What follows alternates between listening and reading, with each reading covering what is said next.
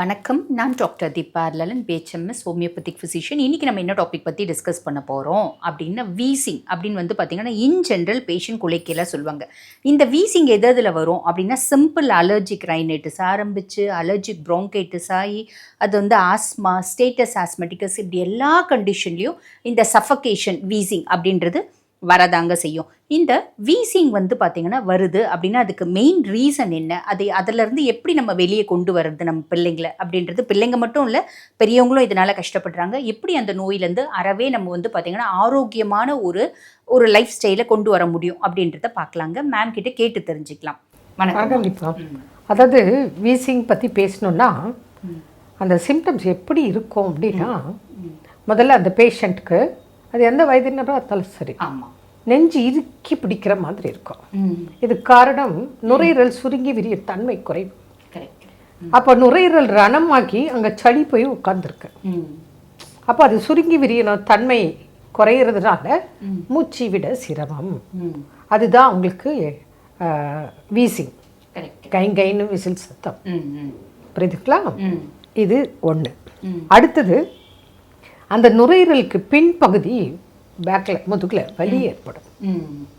இது ஒன்று. அடுத்தது அந்த சளி கரைந்து வெளியே வர முடியாமல் சளி இருக்கும், அப்படி அடி வயிற்றுல இருந்து இருமல் வரும். சளி இருக்கும், வெளியே வராது. இருமல் வரும், சளி உள்ள இழுக்கும், இங்கே மூச்சு வாங்கிட்டு இருக்கும். வீசி இழுக்குது அப்படின்னு சொல்லுவாங்க. அடுத்தது பார்த்தோன்னா அந்த நேரத்தில் சிலருக்கு காய்ச்சல் வரும், சிலருக்கு பிபி கூட தெரியும், அந்த டென்ஷனில் இருக்கும். அப்புறம் தலைவலிக்கும். சிலருக்கு சாப்பிட முடியும், சிலருக்கு சாப்பிடவே முடியாது. அதாவது அந்த வீசிங் டைமில் பசியே எடுக்காது, சாப்பிடவே முடியாது. இன்னொரு விஷயம், இதில் உடல் பருமனாக இருக்கிறவங்களுக்கு வீசிங் வந்தால் சற்று எளிதில் குணமாகும், விரைவில் கொஞ்சம் சீக்கிரம் குணம் கிடைக்கும். ஒல்லியாக இருக்கிற பர்சனுக்கு வீசிங் இருந்தால் கொஞ்சம் ட்ரீட்மெண்ட் அதிக நாள் தேவைப்படும். இதெல்லாம் நம்ம அனுபவத்தில் பார்த்தது. அடுத்தது இப்போ வீசிங் வந்துருச்சு, காஃப் வருது, ட்ரீட்மெண்ட் எடுப்பாங்க. ஃபஸ்ட்டு டேப்லெட் எடுப்பாங்க, அப்புறம் இன்ஜெக்ஷன் போடுவாங்க, அப்புறம் வெயின் இன்ஜெக்ஷன் போடுவாங்க, அப்புறம் நெபுலைசர் வைப்பாங்க. பிரச்சனை. ஒரு குழந்தைக்கு இந்த பாதிப்பு வந்துச்சுன்னு வச்சுக்கோங்க, பெரியவங்களுக்கு இந்த கஷ்டத்தை சொல்ல தெரியும், குழந்தைக்கு சொல்ல தெரியாது. ஆனால் பெரியவங்களுக்கு என்ன பிரச்சனையோ அதே பிரச்சனை தான் குழந்தைக்கும். அந்த வீசிங்னால கஷ்டப்படும். இப்போ அப்பா வேலைக்கு போயிருக்காரு, அம்மா வீட்டில் இருக்கா, குழந்தை பகல்லாம் நல்லா இருக்கும், நைட்டு படுத்தா இருமல் வரும், இருமல் வந்தா வீசிங் ஸ்டார்ட் ஆகிடும். நிறைய பேருக்கு அப்படி இருக்கு. இது கிளைமேட்னாலையும் இருக்கலாம். நிறைய இம்யூனிட்டி கம்மி ஆக மொத்தம் நோய் எதிர்ப்பு சக்தி குறைவு தான் ஒரு மனிதனுக்கு எந்த நோய்க்கும் மெயின் ரீசன், காசு. அதுக்கப்புறம் பார்த்துச்சுன்னா இந்த அப்பா வருவார் நைட்டு, உடனே இவ அம்மா காத்துட்ருப்பா எப்போ குழந்தைய ஹாஸ்பிட்டல் தூக்கிட்டு போகணும். ஏன்னா நைட்டில் தான் சிலருக்கு ரொம்ப தொந்தரவு. கிளைமேட் படுத்தா இன்னும் அதிகமாகும், படுக்க முடியாது. நிறைய பேஷண்ட் சொல்லியிருக்காங்க, இப்படி உட்காந்துட்டு தூங்கி பல மாதங்கள் படுத்து தூங்கி பல மாதங்கள் ஆகுது, பல வருடங்களாக இருக்குது. அது காரணம் என்னன்னா படுத்தா இருமல் வரும், இருமல் தான் வீசி. அதனால இப்படி ஒரு டேபிள் சேர் போட்டு இப்படி ஒரு பிள்ளை வச்சுட்டு இப்படியே உட்காந்து தூக்குவாங்க மாத கணக்கில், வருட கணக்கில். கரெக்ட். அப்போ எவ்வளோ சிரமம், கொடுமை பாருங்க. அந்த கொடுமைக்கு பெரியவங்களுக்கும் சரி எல்லாருக்கும் ஒரு மருந்து இருக்கு. நம்ம தான் அறுசுவை உணவு பற்றி சொல்லியிருக்கோமே, அந்த கசப்பும் துவர்ப்பும் சேர்ந்த ஒரு காம்பினேஷன் தான் நமக்கு வீசிங் கொடுக்குற மருந்து. இப்போ உதாரணத்துக்கு இதுதான் அது. கசப்புன்னா கசப்பு, அப்படி ஒரு கசப்பு. நான் கசப்பு விரும்பி சாப்பிடக்கூடிய ஆள், நானே அது பயங்கர கசப்புன்னு சொல்றேன்னா எந்த அளவுக்கு கசப்பு இருக்கும். சரி, இது எப்படிங்க சாப்பிட்றது இவ்வளோ கசப்புன்னு சொல்றீங்க? குழந்தைங்க அதுவும் சாப்பிட்றது கஷ்டம் இல்லைங்க. உங்க நோயின் தாக்கம், உங்க நோயின் கொடுமை ஒன்றும் இல்லை. வீசிங் வர ஒரு பேஷண்ட்டை பார்த்தீங்கன்னா அச்சோ என்ன மூச்சு இப்படி வாங்குது, மெடிக்கல் ஸ்டூடெண்ட்ஸ்க்கு தெரியாது, மெடிக்கல் டாக்டர்ஸ்க்கு தெரியாது. சும்மா ஒரு பாமர மக்கள் பார்த்தாங்கன்னா அச்சோ என்ன இப்படி மூச்சு வாங்குது, அச்சோ உயிரை போயிடுமோ, அந்த அளவுக்கு பயம் கொடுக்கக்கூடிய கொடுமையான ஒரு நோய் இந்த வீசிங். அப்போ இந்த மாதிரி நாங்கள் அட்வைஸ் நம்ம பண்றோம்.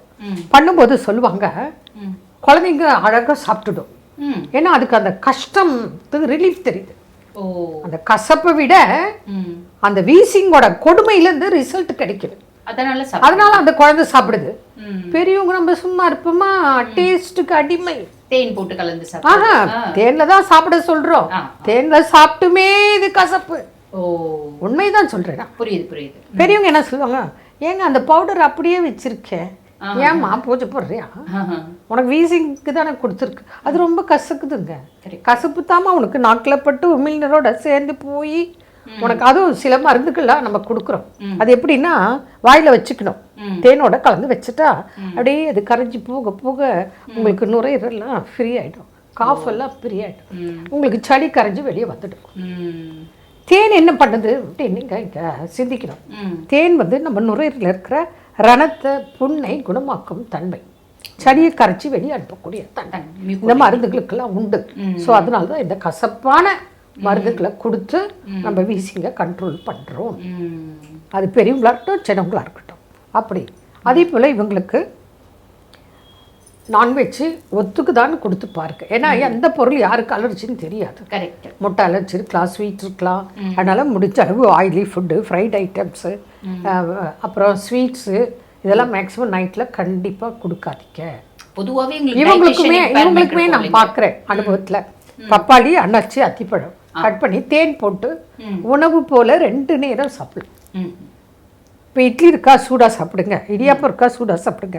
எளிதில் ஜீரணமாகக்கூடிய உணவுகள், சூப்பெல்லாம் சூடாக சாப்பிடுங்க. இந்த ஃப்ரிட்ஜில் வச்சுட்டு சில்லுன்னு எடுத்து சாப்பிட்றது இதெல்லாம் உங்களுக்கு ஒத்துக்காது. அதனால் ஒரு பேஷண்ட்க்கும் எது எப்படி என்ன அரைச்சி எப்படி இம்யூனிட்டியை இன்க்ரீஸ் பண்ணுறதுன்ற போது அவங்கள அந்த நோயின் கொடுமை தாக்கத்தில் இருந்து நம்ம மீட்டு வெளியே வரோம். ஒன்றும் இல்லை, இங்கே வர்ற பேஷண்ட்டாக பார்க்குறேன், பெரியவங்க கூட வந்து கொஞ்சம் லேட்டாக வருவாங்க. குழந்தைங்க நான் பார்க்குறேன் அனுபவத்தில், குட்டி குட்டி குழந்தைங்க இவ்வளோ கசப்பு தானே. உடனே அவங்க சொல்லுவாங்க, நம்ம டி நகர் டாக்டர் கிட்ட போகலாமா, ஏன்பா பவுடர் தீர்ந்துச்சு மம்மி, வந்த உடனே ஜாலியாக சிரிச்சுன்னு வரும். ஃபஸ்ட்டு பேஷண்ட்டை பாவம் ரொம்ப கஷ்டப்பட்டு கொடுமையாக வரும்.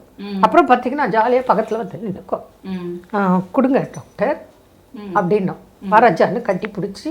அதுவும் சில சேனல்லாம் நான் பேசிகிட்டு இருக்கேன், அவங்களுக்கெல்லாம் அந்த குழந்தைங்களோட ஃபோட்டோலாம் எடுத்து போடும். அவ்வளோ ஜாலியாக இருக்கும் அந்த குழந்தைங்களுக்கு. ஏன்னா அவங்களுக்குலாம் அது சாட்சி ப்ரூஃப் வேணும், அதனால போடுவேன். அதனால் பெரியவங்களை விட குழந்தைகள் நோயின் தாக்கத்தை புரிந்து கொண்டு அதில் கிடைக்கக்கூடிய ரிலீஃப்காக எவ்வளோ கசப்பான மருந்துகளையும் சாப்பிட்டு நலம் பெறுறாங்க. அதைத்தான் இங்கே முக்கியமாக நம்ம சொல்ல வேண்டிய அர்த்தம் இருக்குது. கண்டிப்பாக. அதனால் வீசிங் அதே எத்தனை வருடமாக கஷ்டப்படுறவங்களாம் இருக்காங்க.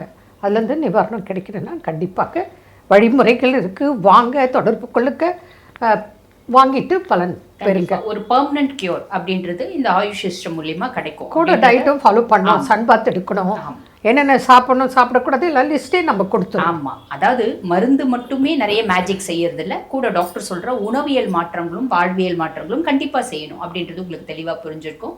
இதே மாதிரி இன்னொரு பதிவில் உங்களை சந்திக்கிறேன். தேங்க்யூ. நன்றி.